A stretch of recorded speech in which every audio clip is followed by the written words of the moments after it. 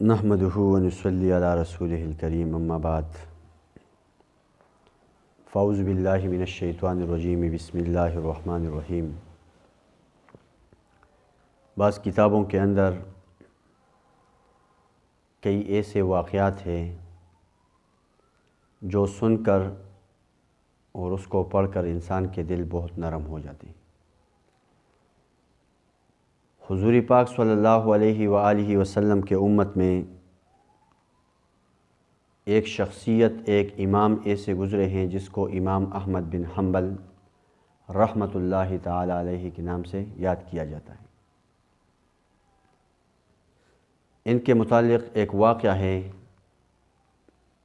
کہ انہوں نے قرآن پاک کی وجہ سے بہت سی تکلیفیں اٹھائی ہیں، قرآن کی وجہ سے بہت ستائے گئے اور بہت سے تکلیفیں برداشت کی ہیں۔ ربیع رحمۃ اللہ علیہ فرماتے ہیں کہ میں مصر میں امام شافعی رحمۃ اللہ علیہ کے ساتھ تھا، امام شافعی رحمۃ اللہ علیہ کے ساتھ مصر میں۔ تو امام شافعی رحمۃ اللہ علیہ نے مجھے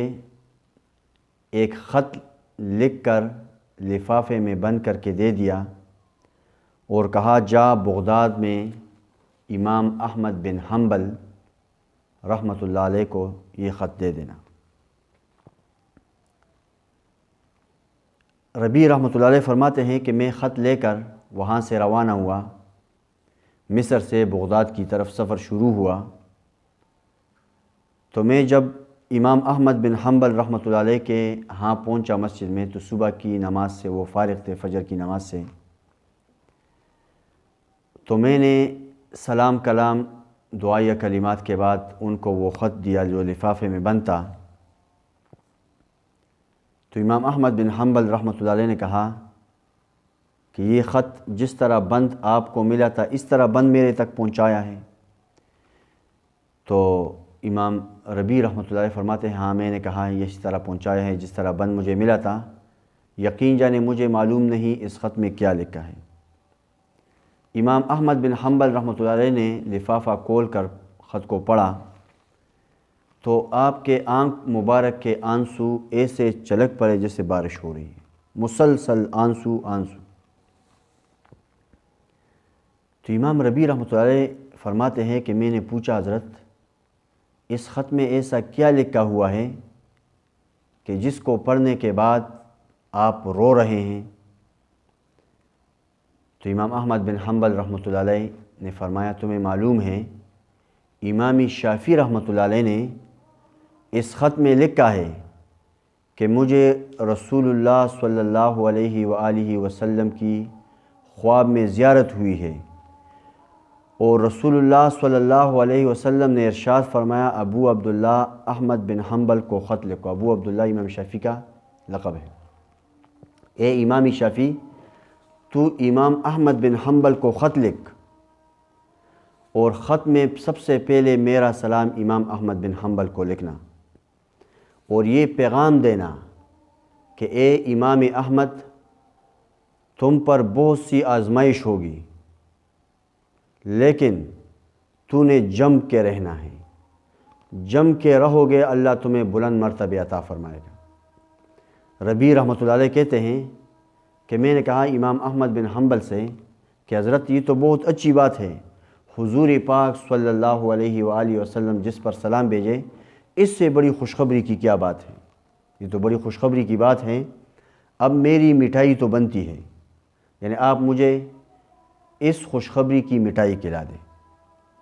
تو امام احمد بن حنبل رحمۃ اللہ علیہ نے کہا مٹھائی تو میرے پاس نہیں ہے، اپنا کرتا اتارا اور امام ربیع رحمۃ اللہ علیہ کو دیا۔ امام ربیع رحمۃ اللہ علیہ نے کرتا لیا اور وہیں سے روانہ ہو گئے واپس امام شافعی رحمۃ اللہ علیہ کے پاس۔ امام شافعی رحمۃ اللہ علیہ کے پاس جب پہنچے امام شافعی رحمۃ اللہ علیہ نے پوچھا کیا ہوا، تو پورا قصہ سنایا کہ میں خط لے گیا، اس طرح وہ رو پڑے، پھر میں نے مٹھائی کی درخواست کی تو انہوں نے مجھے اپنا کرتا دیا۔ امام شافعی رحمۃ اللہ علیہ جیسی شخصیت نے کہا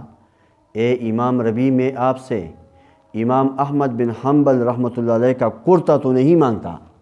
لیکن صرف ایک درخواست ہے آپ سے ایک درخواست ہے، وہ درخواست یہ ہے کہ امام احمد بن حنبل رحمۃ اللہ علیہ نے جو کرتا تمہیں دیا ہے، اس کرتے کو پانی میں بھگو کر وہ نچوڑ دے اور نچوڑا ہوا پانی مجھے دے دے، تاکہ میں وہ پانی پی لوں اور اس کی برکت سے اس پانی کی برکت حاصل کر لوں۔ کتنی بڑی بات ہے کہ امام شافعی جیسی شخصیت فرماتے ہیں کہ میں وہ پانی پینا چاہتا ہوں، استعمال کرنا چاہتا ہوں، اس سے برکت حاصل کرنا چاہتا ہوں کہ امام احمد بن حنبل رحمۃ اللہ علیہ وہ شخصیت ہے کہ خواب میں حضور علیہ السلام نے فرمایا کہ اس کو میرا سلام کہہ دو۔ اللہ سبحانہ و تعالی جس طرح ان لوگوں نے قرآن کی خدمت کی اور قرآن پاک کے لیے تکلیفیں اٹھائی، قرآن پاک کے لیے مشقتیں اٹھائی، قرآن کے لیے انہوں نے جو ہے نا اپنی زندگیاں وقف کی، اللہ جل شانہ ہمیں بھی توفیق عطا فرما دے، آمین یا رب العالمین۔